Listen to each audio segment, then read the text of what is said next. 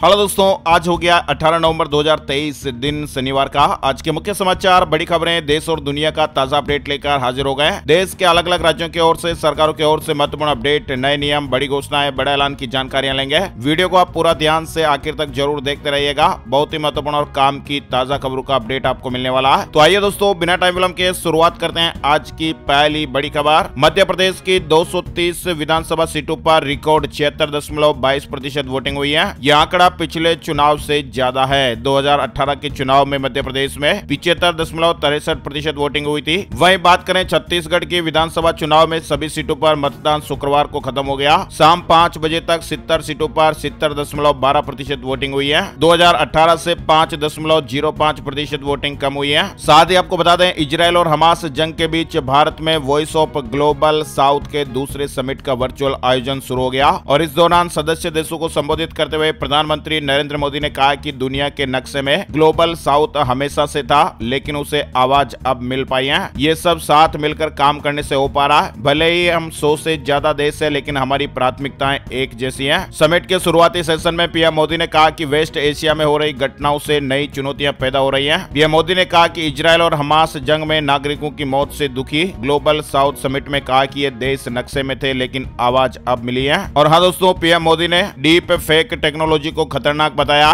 PM Modi ने शुक्रवार यानी 17 नवंबर को कहा कि एक वीडियो में मुझे गरबा गीत गाते हुए दिखाया गया। ऐसे कई वीडियो ऑनलाइन पड़े हुए हैं। पीएम मोदी ने कहा कि डीप फेक डिजिटल युग के लिए एक बड़ा खतरा है और ये समझना बहुत ही जरूरी है कि आर्टिफिशियल इंटेलिजेंस कैसे काम करता है, क्योंकि इसका उपयोग जानबूझकर गलत जानकारी फैलाने या दुर्भावनापूर्ण इरादे से किया जा सकता है। टाइम्स ऑफ क्लाइमेट सूची में 9 भारतीयों का नाम शामिल किया गया। मैगजीन की ओर से गुरुवार को जारी सूची में दुनिया भर के सीईओ, संस्थापक, नीति निर्माता और सरकारी अधिकारी शामिल हैं। ये 30 नवंबर से यूएई में होने वाले संयुक्त राष्ट्र जलवायु परिवर्तन सम्मेलन से पहले आई है। इसमें अजय बंगा, भावेश अग्रवाल, राजीव जे शाह, गीता अय्यर, जिगर शाह, मनोज सिन्हा, एम संजयन, सीमा वाधवा और अमित कुमार सिन्हा का नाम इसमें शामिल है। अजय बंगा जिन्होंने अभी जून में विश्व बैंक के अध्यक्ष की जिम्मेदारी संभाली है। चलिए आगे बढ़ते हैं। अपडेट खबर, बंगाल की खाड़ी में उठा मिदिली साइक्लोन, चक्रवाती तूफान से जुड़ी ये बड़ी खबर है। बंगाल, उड़ीसा समेत 8 राज्यों में इसका असर दिखाई देगा। अलर्ट जारी हुआ है, यानी बंगाल की खाड़ी में बना कम दबाव का क्षेत्र साइक्लोन का रूप ले रहा है। भारतीय मौसम विज्ञान विभाग आईएमडी ने बताया कि साइक्लोन का नाम मिदिली रखा गया है। शनिवार 18 नवंबर की सुबह से ये पश्चिम बंगाल के सुंदरवन के पास से गुजरते हुए बांग्लादेश से टकरा सकता है और इस दौरान इसकी रफ्तार 80 किलोमीटर प्रति घंटा रह सकती है। भारत के 8 राज्यों में इस चक्रवाती तूफान का असर देखा जा सकता है। इन राज्यों में पश्चिम बंगाल, उड़ीसा, मणिपुर, मिजोरम, त्रिपुरा, असम, नागालैंड और मेघालय राज्य शामिल हैं। आईएमडी ने इन राज्यों में 40 से 50 किलोमीटर प्रति घंटे की रफ्तार से तेज हवाएं चलने के साथ ही भारी बारिश का अलर्ट जारी किया है। भारत ने साल 2023-24 में अब तक रिकॉर्ड 41,010 पेटेंट दिए। पीएम मोदी ने उल्लेखनीय उपलब्धि बताया है। भारतीय पेटेंट कार्यालय ने 15 नवंबर 2023 तक 41,010 पेटेंट प्रदान किए हैं। हरियाणा के लोगों को प्राइवेट सेक्टर में 75% आरक्षण खारिज हो गया।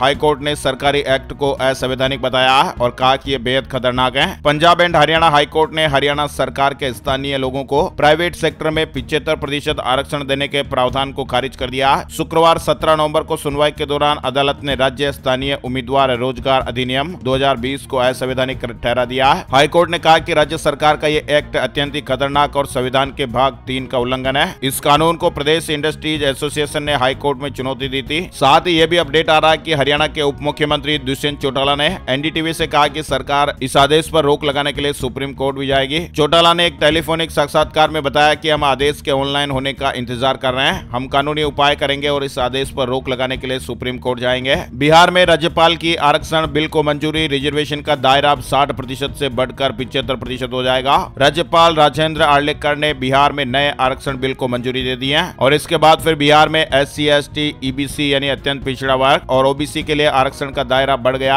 ये गजट में प्रकाशित होते ही लागू हो जाएगा। महाराष्ट्र में OBC लड़कियों की 100% फीस माफ हो सकती है। शिंदे सरकार इस तरह का बड़ा फैसला ले सकती है। महाराष्ट्र की राजनीति मराठा आरक्षण की मांग को लेकर फिलहाल गरमाई हुई है और इसी बीच राज्य की शिंदे सरकार ने OBC और आर्थिक रूप से पिछड़ी लड़कियों की 100% फीस माफ करने का फैसला लेने का प्लान बनाया। इस तरह की मीडिया रिपोर्ट्स और खबरें हैं और इस बाबत शीघ्र ही राज्य के उच्च एवं तकनीकी शिक्षा मंत्री चंद्रकांत पाटिल सीएम को प्रस्ताव देंगे। जानकारी सामने आई है कि चंद्रकांत पाटिल राज्य में OBC और आर्थिक रूप से पिछड़ी लड़कियों को 100% फीस माफ करने की सिफारिश करेंगे। वही खबर है, मराठा आरक्षण पर बिल लाएगी शिंदे सरकार, बताया कि कैसे राज्य पर 50% लिमिट तोड़ने का अधिकार। महाराष्ट्र की एकनाथ शिंदे सरकार मराठा आरक्षण पर नया बिल लाने की तैयारी में है। पिछड़ा वर्ग आयोग की तरफ से पेश रिपोर्ट के आधार पर यह फैसला लिया जाएगा। जनवरी तक कोई निर्णय हो सकता है। शेयर मार्केट न्यूज अपडेट में आपको बताएं, सेंसेक्स 187 अंक की गिरावट के साथ 65,737 पर बंद हुआ। निफ्टी भी 33 अंक गिरा है। एसबीआई लाइफ टॉप गेनर रहा और एसबीआई बैंक टॉप लूजर रहा है। देश में हर रोज 20 किलोमीटर से ज्यादा नेशनल हाईवे तैयार हो रहा है। अक्टूबर तक कितने किलोमीटर का निर्माण हुआ, इसकी रिपोर्ट भी सामने आई है। यानी देश में नेशनल हाईवे बनाने की स्पीड चालू वित्त वर्ष के पहले 7 महीनों के दौरान 20.78 किलोमीटर प्रतिदिन रही। यानी 20 किलोमीटर से ज्यादा हर रोज देश में नेशनल हाईवे बनाया गया।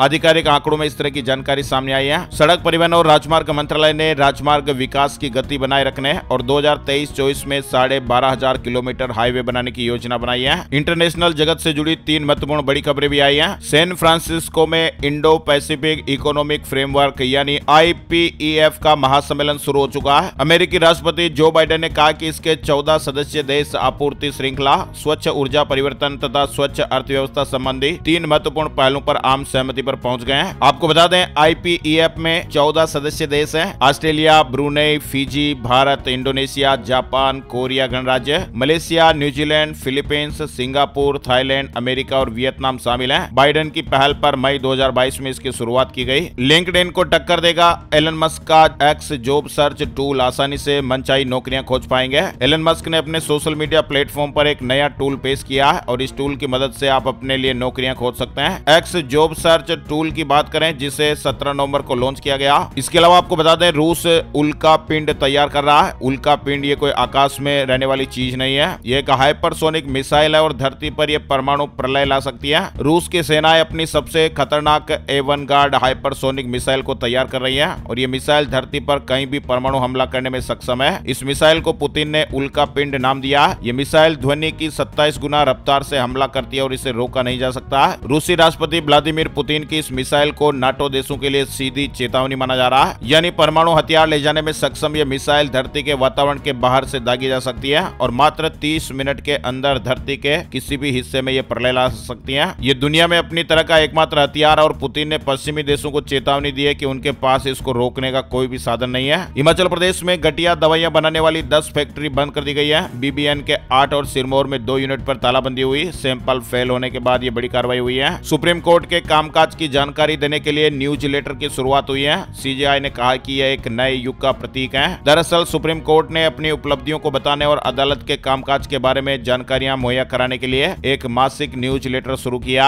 जम्मू कश्मीर में 24 घंटे में 2 एनकाउंटर हुए, 6 आतंकियों को ढेर कर दिया गया। कुलगाम में लश्कर के 5 और राजौरी में 1 आतंकी मारा गया। सबसे ताकतवर रॉकेट की लॉन्चिंग टल गई है। SpaceX के मालिक एलन मस्क दुनिया के सबसे ताकतवर स्टारशिप व्हीकल का दूसरा टेस्ट भारतीय समय अनुसार शनिवार शाम 6:30 बजे करेंगे। इससे पहले से 17 नवंबर को लॉन्च किया जाना था। तेलंगाना में कांग्रेस की 6 गारंटी, 200 यूनिट बिजली फ्री मिलेगी। किसान भाइयों को 15,000, स्टूडेंट और बेघरों को 5-5 लाख रुपए, साथ ही महिलाओं को हर महीने 2500 रुपए देने का वादा किया गया है। पार्टी ने महिलाओं और किसानों पर फोकस करते हुए कई योजनाओं को मैनिफेस्टो में शामिल किया है। कांग्रेस ने बेघरों और छात्रों को 5 लाख रुपए देने का वादा किया है। साथ ही महिलाओं को हर महीने 2,500 रुपए और फ्री बस यात्रा की सुविधा देने की बात भी कही है। वहीं राज्य के सभी किसानों के लिए 15,000 रुपए देने की घोषणा की है। तेलंगाना में कांग्रेस ने इस तरह की गारंटियां दी है। इसके अलावा तेलंगाना में अगर सरकार बनती है तो ज्योति योजना के तहत, गृह ज्योति योजना के तहत हर परिवार को 200 यूनिट बिजली फ्री दी जाएगी। वहीं आपको बता दें, अमित शाह तेलंगाना चुनाव के लिए बीजेपी का घोषणा पत्र आज जारी करेंगे। उत्तरकाशी टनल की ड्रिलिंग में चट्टान मुसीबत बन गई। देहरादून पहुंची नई ऑर्गस मशीन। 40 मजदूर 131 घंटे से फंसे हुए हैं। 2 की तबीयत बिगड़ने की भी खबर है। दरअसल उत्तराखंड के उत्तरकाशी टनल में निर्माणाधीन सिलक्यारा टनल धंसने से 6 दिन के लगभग टाइम हो गया। 40 मजदूर भाई इसमें फंसे हुए हैं। शुक्रवार 17 नवंबर को 2 मजदूरों की तबीयत भी बिगड़ गई, ऐसे अपडेट्स आए हैं। वहीं ड्रिलिंग में काम में लगी हुई एक अमेरिकन हेवी ऑर्गस मशीन के रास्ते में चट्टान आ जाने से दोपहर 12 बजे रेस्क्यू ऑपरेशन थोड़ी देर के लिए बंद रहा, फिर से इसे शुरू किया गया। फिलहाल रेस्क्यू ऑपरेशन जारी है। 19 नवंबर को दिल्ली में ड्राई डे घोषित कर दिया गया। केजरीवाल सरकार ने ऐलान किया। दिल्ली सरकार ने छठ पूजा को ध्यान में रखकर यह बड़ा फैसला लिया। 19 नवंबर को दिल्ली में ड्राई डे रहेगा। कांग्रेस पार्टी ने इस फैसले का स्वागत किया है। पूरे देश में दिल्ली में सबसे ज्यादा ड्राई डे घोषित होता है। ड्राई डे के दिन लाइसेंसधारी दुकानों को इस नियम को मानना होता है। दिल्ली एयर पोल्यूशन से जुड़ी अपडेट खबर। दिल्ली में हवा में प्रदूषण का स्तर कम होने का नाम नहीं ले रहा है। जहरीली हवा में सांस लेने की वजह से बच्चे बूढ़े से लेकर सभी लोगों को परेशानियों का सामना करना पड़ रहा है। AQI की बात करें तो दिल्ली के ज्यादातर इलाकों में ये 400 से ऊपर बना हुआ है। वहीं NGT ने निर्देश जारी किए हैं, AQI में सुधार के लिए तत्काल उपाय करें। अश्लीलता फैलाने वाले OTT प्लेटफॉर्म की अब खैर नहीं, सख्त कानून बनेगा। आगामी सत्र में इस संबंध में सरकार एक बड़ा कानून और कड़ा कानून लाने जा रही है। केंद्र सरकार ने ऐसे प्लेटफॉर्म पर निगरानी कड़ी करते हुए एक्शन लेना भी शुरू कर दिया है और 4 दर्जन से भी ज्यादा प्लेटफॉर्म फिलहाल सरकार के रडार पर हैं। क्रिकेट फैंस के लिए गुड न्यूज, और वैसे भी आप इंतजार कर रहे होंगे कल वर्ल्ड कप फाइनल का। वर्ल्ड कप देखने के लिए सेंट्रल रेलवे की ओर से स्पेशल ट्रेन भी चलाई जाएगी। आपको तो मालूम ही होगा, क्रिकेट वर्ल्ड कप के फाइनल में भारत का मुकाबला ऑस्ट्रेलिया से होने वाला है और ये मैच 19 नवंबर को अहमदाबाद में खेला जाएगा। इस मैच को देखने के लिए सेंट्रल रेलवे ने स्पेशल ट्रेन चलाने का फैसला लिया है। सेंट्रल रेलवे ने मुंबई के छत्रपति शिवाजी महाराज टर्मिनल से अहमदाबाद के बीच स्पेशल ट्रेन चलाई जाएगी। 19 नवंबर यानी रविवार को अहमदाबाद में खेले जाने वाले क्रिकेट वर्ल्ड कप के फाइनल मैच के लिए इस तरह के इंतजाम हो रहे हैं। शनिवार को कब रवाना होगी ये ट्रेन और किन किन स्टेशनों पर ठहराव होगा, इसकी जानकारी भी आप देख सकते हैं। ICC वनडे वर्ल्ड कप 2023 का फाइनल मुकाबला 19 नवंबर को खेला जाना है और ये मुकाबला भारत और ऑस्ट्रेलिया के बीच दोपहर 2 बजे से शुरू हो जाएगा। 19 नवंबर को मैच होगा।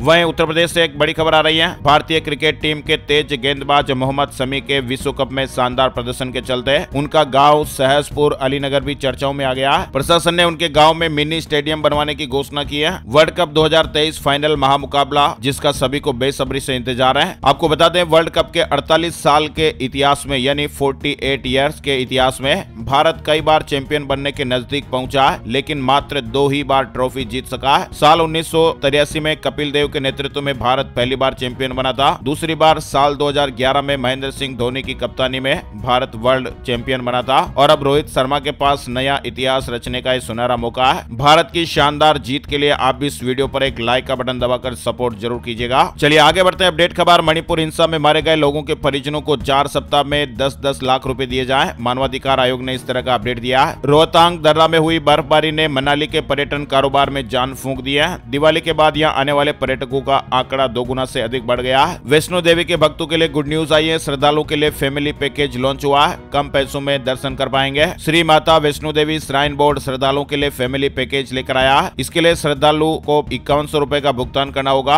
और अब श्रद्धालु कम शुल्क में माँ वैष्णो देवी जी की अटका आरती में भी बैठ सकते हैं। इस फैमिली पैकेज के लिए श्रद्धालु को 4 महीने का टाइम मिलेगा। श्रद्धालु ऑनलाइन भी इस फैमिली पैकेज को ले सकते हैं। इजरायल और हमास से जुड़ा अपडेट भी आ रहा है। इजरायली रक्षा मंत्रालय ने कहा कि संयुक्त राष्ट्र से मिली हर सूची की हम आपूर्ति करवाएंगे। यदि 400 ट्रकों की भी जरूरत पड़ी तो इसकी भी अनुमति दी जाएगी। यानी इजरायल ने शुक्रवार को इस बात पर सहमति व्यक्त की है कि वह ईंधन से लदे ट्रकों को गाजा में प्रवेश करने देगा। राहत सामग्री पहुंचने में कोई लिमिट नहीं रहेगी, सीमा नहीं रहेगी। RBI ने बैंकों को निर्यात राशि के लिए अतिरिक्त चालू खाता खोलने की अनुमति दी है। इसके अलावा आपको एक और अपडेट बताते हैं, रेलवे से जुड़ा हुआ है। देश की पहली रैपिड रेल नमो भारत में यात्रा को और भी सुविधाजनक बनाने के लिए टिकट की नई सुविधा शुरू की जा रही है। NCRTC द्वारा RRTS कनेक्ट यानी ये एक मोबाइल ऐप है जिसके माध्यम से वन टैप टिकटिंग सुविधा शुरू की जा रही है, जो अपने तरीके की विश्व की पहली ऐसी सुविधा है। यानी ये अपने आप में एक ऐसा अनोखा फीचर है जो यात्रियों को RRTS स्टेशन परिसर के 300 मीटर के दायरे में कहीं से भी केवल एक टैप से टिकट बुक करने की सुविधा देगा। वन टैप बुकिंग पर क्लिक करते ही QR कोड जनरेट हो जाएगा। बहुत ही फास्ट टिकट बनता है। टेक्नोलॉजी जगत से जुड़ी बड़ी खबर भी आई है। क्वालकॉम ने पेश किया Snapdragon 7 generation 3 processor, 5 Gbps download speed मिलेगी। नए चिपसेट की और भी बहुत सारी खूबियां हैं। वही आपको बता दें, इंतजार खत्म हुआ है। UGC नेट 2023 परीक्षा का शेड्यूल भी जारी हो गया। कैंडिडेट के लिए सब्जेक्ट वाइज शेड्यूल जारी हो गया।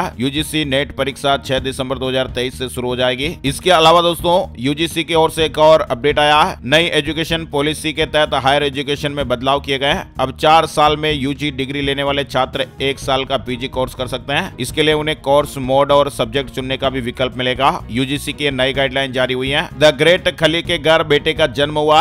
रेसलिंग में भारत का लोहा मनवा चुके WWE चैंपियन दलीप राणा उर्फ द ग्रेट खली के घर बेटे ने जन्म लिया। उनकी पत्नी हरपिंदर कौर ने अमेरिका के मैटरनिटी होम में बेटे को जन्म दिया। खली ने हॉस्पिटल का वीडियो भी साझा किया। वीडियो में वे बेटे को गोद में लेकर प्यार दुलार करते नजर आए। SBI क्लर्क भर्ती का नोटिफिकेशन जारी हो गया। 8,283 पदों पर भर्ती का मौका है। स्टेट बैंक ऑफ इंडिया में क्लर्क के 8,283 पदों पर भर्ती निकली है और इसके लिए एप्लीकेशन प्रोसेस 17 नवंबर से शुरू भी हो गई है। SSC CGL की फाइनल वैकेंसी लिस्ट भी जारी हो गई है। अब 8,000 से ज्यादा पदों पर भर्ती होगी। SSC की वेबसाइट पर एक नया नोटिफिकेशन आया है, final vacancy for combined graduate level examination 2023। वहीं आपको आपको बता दें राजस्थान में आरपीएससी ने आरएएस 2021 का रिजल्ट भी जारी कर दिया है। मुख्य परीक्षा का परिणाम जारी हो गया है। हरियाणा में सड़क पर शव रखकर प्रदर्शन किया तो अब खैर नहीं, जेल भी जाना पड़ सकता है। सरकार ने इसकी तैयारी कर ली है और ये तय माना जा रहा है कि इस तरह के विधेयक को आने वाले विधानसभा सत्र में पेश कर दिया जाएगा। उत्तर प्रदेश यूपी बोर्ड प्रायोगिक परीक्षाएं 25 जनवरी से 2 चरणों में इसका आयोजन होगा। शासन का आदेश जारी हो गया है। उत्तर प्रदेश में इंटर की प्रायोगिक परीक्षाएं 25 जनवरी से आयोजित की जाएगी। जयपुर में गणपति प्लाजा के लॉकर उगल रहे गोल्ड और रुपए। अब तक करोड़ों रुपए की नकदी और सोना बरामद हो चुका है और लगातार हर रोज नए नए अपडेट सामने आ रहे हैं। होंडा ने लॉन्च किया नई रेट्रो क्लासिक CB 350, नई मोटरसाइकिल से जुड़ा अपडेट आप देख सकते हैं। इसके अलावा कल भी हमने आपको एक खबर बताई थी अलर्ट के रूप में, 1 जनवरी 2024 से बंद हो जाएंगे इन लोगों के